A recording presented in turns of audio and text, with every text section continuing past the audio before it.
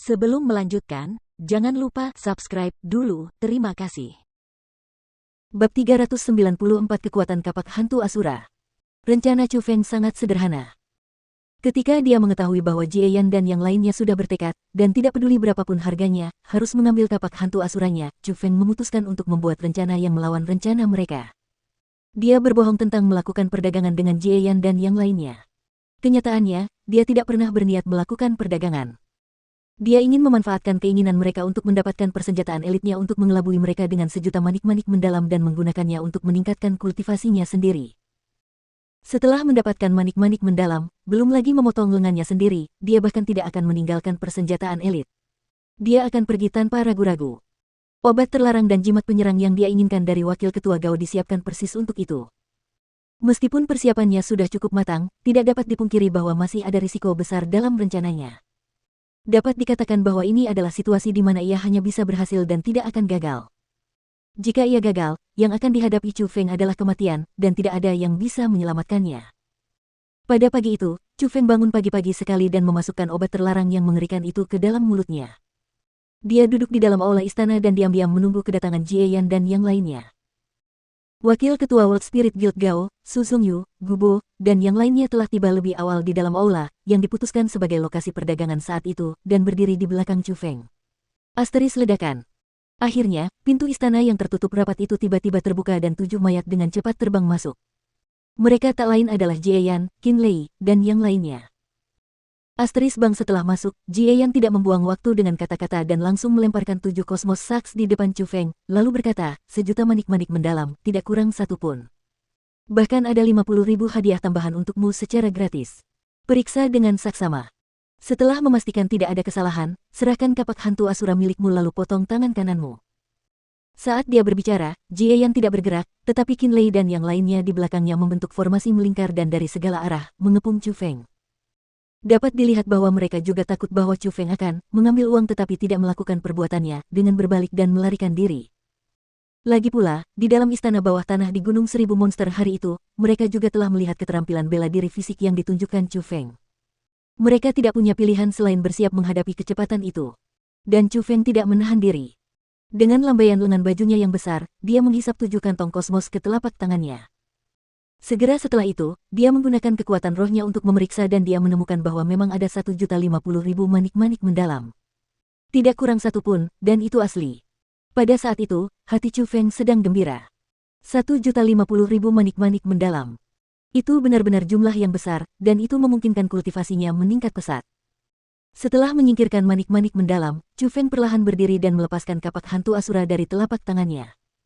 Dia menyapu pandangannya ke arah 7 orang itu dan berkata, semuanya, tentu saja aku menepati janjiku, tapi kepada siapa aku harus menitipkan kapak hantu asura ini? Asteris meneguk. Setelah melihat kapak hantu asura di tangan Chu Feng, tatapan ketujuh orang itu berbinar dan beberapa orang bahkan tidak dapat menahan diri untuk menelan ludah karena persenjataan elit itu bukanlah persenjataan elit biasa. Itu adalah persenjataan elit yang dapat mengenali pemiliknya, dan siapapun pasti ingin memiliki persenjataan elit yang dapat melakukan itu. Aku perlu membawa persenjataan elit ini kembali ke klanku dan membiarkan ketua klanku sendiri yang menyusun formasi. Dia akan mempelajarinya untuk membukanya. Tepat pada saat itu, Jie Yan berbicara dengan datar. Kerumunan itu tidak keberatan dengan kata-kata Jie Yan. Dapat dilihat bahwa sebelumnya, mereka telah mendiskusikan kepada siapa kapak hantu asura akan diberikan untuk ditangani. Tidak apa-apa. Tetua Jie Yan, tangkap. Chu Feng tersenyum tipis, lalu segera melambaikan lengan bajunya yang besar dan melemparkan kapak hantu asura. Namun, sudut lemparan Chu Feng sangat aneh. Itu adalah lemparan tinggi yang biasa. Pada saat itu, tatapan semua orang tak dapat menahan diri untuk tertarik oleh kapak hantu asura dan juga pada saat itu, Chu Feng telah menelan obat terlarang di mulutnya dan dengan cepat disempurnakan.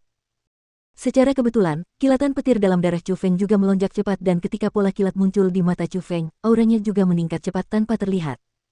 Tingkat 4, tingkat 5, tingkat 6, tingkat 7, tingkat 8, tingkat 9. Persis seperti ramalan Chu Feng, dan kultivasi Chu Feng naik ke tingkat 9. Pada saat itu, Chu Feng dapat dengan jelas merasakan betapa menakutkannya kekuatan di dalam tubuhnya. Kekuatan itu begitu kuat sehingga hampir melampaui jangkauan kemampuan tubuh fisiknya, dan seolah-olah akan meledak keluar dari tubuhnya. Asteris ledakan. Tiba-tiba, Chu Feng melompat dan berubah menjadi sederet cahaya saat ia terbang. Ia tidak melarikan diri menuju pintu istana. Ia langsung naik ke istana dan terbang menjauh. Sial, dia ingin melarikan diri. Pada saat itu juga, tatapan semua orang tertuju pada kapak hantu Asura dan tidak ada seorang pun yang memperhatikan Chu Feng. Ketika mereka menyadari ada yang tidak beres, Chu Feng sudah terbang menjauh dan dengan kecepatan seperti kilat, dia menghancurkan langit-langit istana dan terbang ke atas. Ambil kapak hantu Asura dulu. Melihat itu, wajah Jie Yan berubah dan dia melambaikan lengan bajunya yang besar. Gelombang daya hisap yang tak terbatas muncul dan dia menggenggam kapak hantu Asura milik Chu Feng ke tangannya. Hampir pada saat kapak hantu Asura berada di tangannya, Jie Yan selesai meletakkan formasi roh dan menutupi kapak hantu Asura di dalamnya. Dia ingin memutus kendali Chu Feng atas kapak hantu Asura. Namun, saat formasi roh selesai menyelimuti itu, kapak hantu Asura di tangannya berubah menjadi seberkas cahaya dan menghilang. Haha, orang tua bodoh. Apa kau benar-benar berpikir kau bisa memutus hubungan antara aku dan kapak hantu Asuraku? Kapak ini sudah menyatu denganku. Kapak ini lahir sesuai keinginanku, dan hancur sesuai keinginanku. Selain aku, tidak ada orang lain yang bisa mengendalikannya. Tepat pada saat itu, tawa gila Chu Feng yang tak terkendali dan penuh dengan ejekan terdengar dari langit di atas.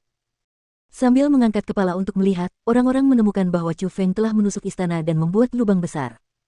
Saat ini, dia terbang ke udara dan tangannya masih memegang kapak hantu Asura. Bunuh dia dan jangan biarkan dia hidup.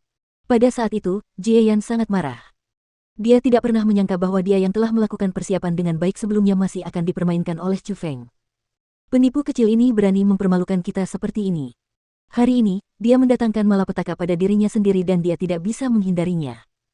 Jadi, kita tidak bisa disalahkan karena mengabaikan bantuan penyelamat hari itu untuk mengambil nyawanya. Pada saat yang sama, 6 kepala lainnya menggertakkan gigi karena marah terhadap Chu Feng. Raut wajah mereka berubah drastis dan satu demi satu, mereka terbang dan mengejar Chu Feng. Namun, mengapa Chu Feng hanya berdiri di tempatnya menunggu mereka?